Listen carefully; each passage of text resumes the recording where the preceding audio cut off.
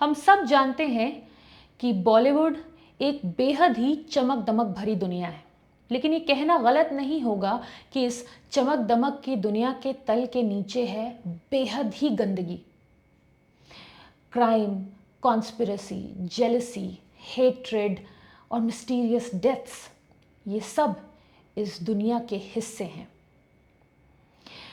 आप हैं Credence studio के शो क्राइम टेल्स में। हम हैं अनीशा सिंह आनंद और क्राइम टेल्स की आज की कहानी है मिस्टीरियस डेथ ऑफ श्रीदेवी के ऊपर। श्रीदेवी एक ऐसा नाम है जिसे इंट्रोडक्शन की कोई ज़रूरत नहीं।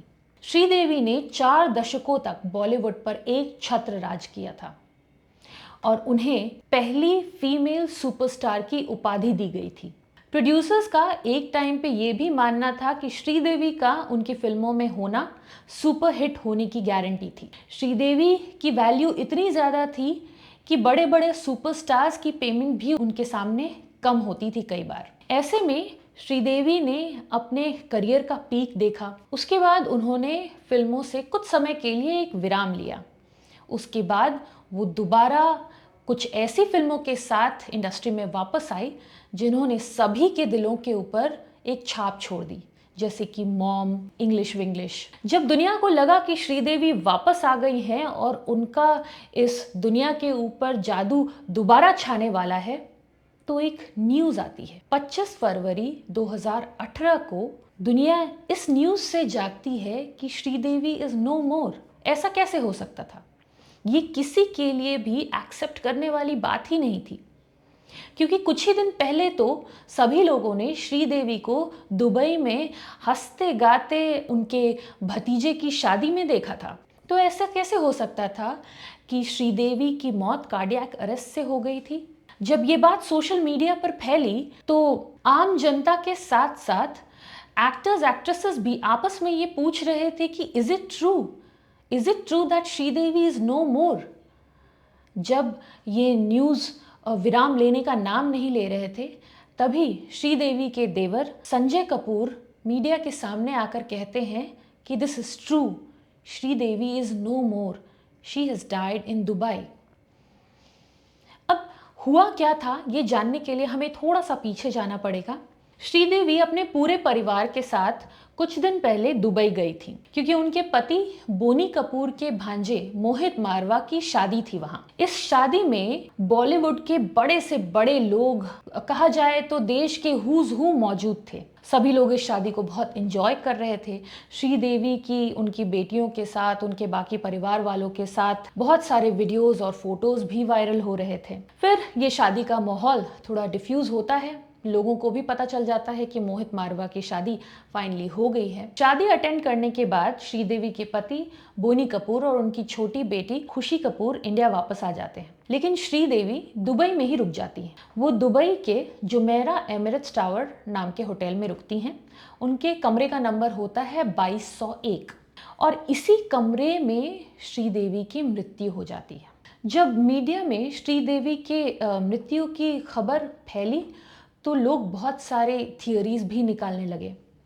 जैसे कुछ लोगों का कहना था कि शायद श्रीदेवी की मौत कार्डियक अरेस्ट से हुई है। तो लोग इस बात पर पैनल डिस्कशन करने लगे कि इतनी फिट दिखने वाली एक्ट्रेस आखिर कार्डियक अरेस्ट से उनकी मौत कैसे हो सकती है। तो कुछ लोगों का ये कहना था कि क्योंकि श्रीदेवी ने बहुत सारी कॉस्मेटिक सर्जरीज कराई थी, उसके कारण उन्हें कार्डियक अरेस्ट आया और उससे उनकी मौत हो गई।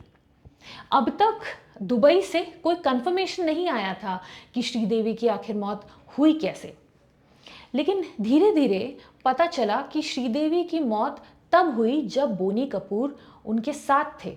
अब सबको तो ये पता था कि बोनी कपूर शादी के बाद वापस आ गए थे इंडिया, तो फिर बोनी कपूर वहाँ उस होटल में दुबई में कैसे पहुँचे?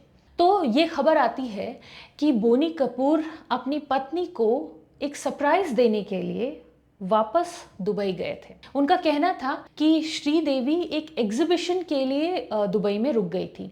आपको बता दें कि श्रीदेवी एक टैलेंटेड एक्ट्रेस होने के साथ साथ एक बहुत अच्छी पेंटर भी थी।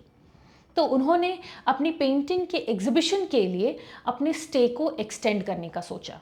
तो जब बाकी परिवार इंडिया वापस आ गया तो वो दुबई में ही रुक गई और जब बोनी कपूर यहाँ इंडिया में अपने काम से थोड़े से फ्री हुए तो उन्होंने सोचा कि क्यों ना वो अपनी पत्नी को सरप्राइज़ देने के लिए दुबई चले जाएं। तो जब वो दुबई गए और अपनी पत्नी के होटल के कमरे के बाहर उन्होंने दरवाज़ा खटखटाया और जब श्रीदेवी ने उन्हें देखा तो वो बहुत खुश हो गई और बोनी कपूर ने कहा कि मैं तुम्हें सरप्राइज़ देने आया हूँ और चलो हम लोग डिनर के लिए चलते हैं।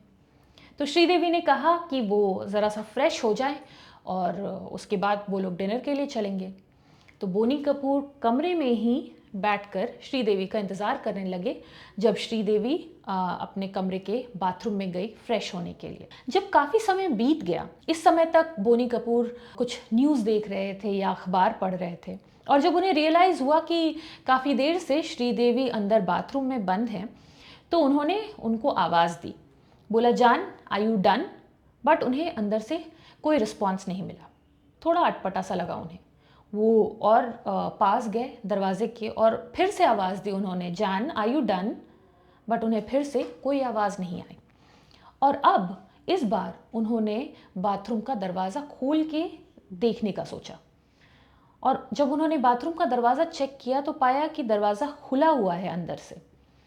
और जब उन्होंने दरवाज़ा अंदर से खोला और जब वो अंदर गए तो उन्होंने देखा कि श्रीदेवी अपने बाथटब में पानी के अंदर डूबी हुई हैं। वो अपनी पत्नी को रिवाइव करने की कोशिश करते हैं, वो उसे जगाने की कोशिश करते हैं, वो बाथटब से उसे बाहर निकालते हैं, लेकिन श्रीदेवी की बॉडी में कोई हरकत नहीं थी। बोनी कपूर ने अपने बहुत ही क्लोज फ्रेंड को इस बारे में तुरंत इन्फॉर्म किया।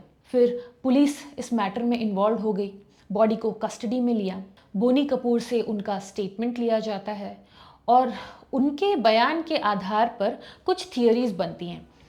वो ये होती हैं कि शायद श्रीदेवी जब फ्रेश होने के लिए बाथरूम गई होंगी तो उनका पैर फिसला होगा और वो बाथटब में गिरी होंगी बेहोश होकर के और वहीं बाथटब में ही उनकी मौत हो गई होगी। या फिर दूसरी थियरी ये होती है कि श्रीदेवी बाथटब में गई होंगी नहाने के लिए और उन्हें कार्डियक अरेस्ट आया होगा और पानी के भीतर ही उनकी मौत हो गई होगी। ये सब सिर्फ अटकलें थी, पोस्टमार्टम अभी तक आया नहीं था। और फिर जब पोस्टमार्टम आया तो पता चला कि श्रीदेवी को कहीं से कोई एक्सटर्नल इंजरी नहीं थी, श्रीदेवी की मौत ड्राउनिंग से ही हुई थी। तो बहुत सारे सवाल उठने लगे, बहुत सारे कॉन्स्पिरेसी थियरीज जन्म लेने लगी। पहला सवाल ये था कि परिवार के चले जाने के बावजूद भी श्रीदेवी ने दुबई में ही रहने का फैसला क्यों किया, और जब परिवार वाले वापस इंडिया आ चुके थे तो बोनी कपूर ने वापस दुबई जाने का क्यों सोचा, क्यों उन्हें ज़रूरत पड़ गई कि वो अपनी पत्नी को सरप्राइज़ करें। और उसके बाद फिर एक और कॉन्स्पिरेसी थियरी आई कि श्रीदेवी के नाम एक इंश्योरेंस पॉलिसी थी जो तभी क्लियर होती अगर श्रीदेवी की मौत दुबई में होती। ये सारी बातें एक साथ जुटकर बहुत सारे सवालों को खड़ा कर रही थी। बहुत सारे लोग कटघरे में खड़े हुए थे, लेकिन फिर भी पुलिस के इन्वेस्टिगेशन में यही पता चला था कि श्रीदेवी की मौत में कहीं से कोई फाउल प्ले नहीं, उनकी मौत ड्राउनिंग से ही हुई थी। दुबई पुलिस ने फाइनली इस केस को क्लोज कर दिया और श्रीदेवी के पार्थिव शरीर को इंडिया लाया गया।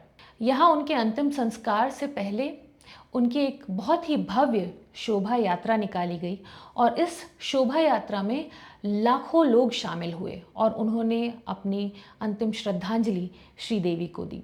किसी ने नहीं सोचा था कि देश की पहली फीमेल सुपरस्टार की कहानी का अंत ऐसा होगा।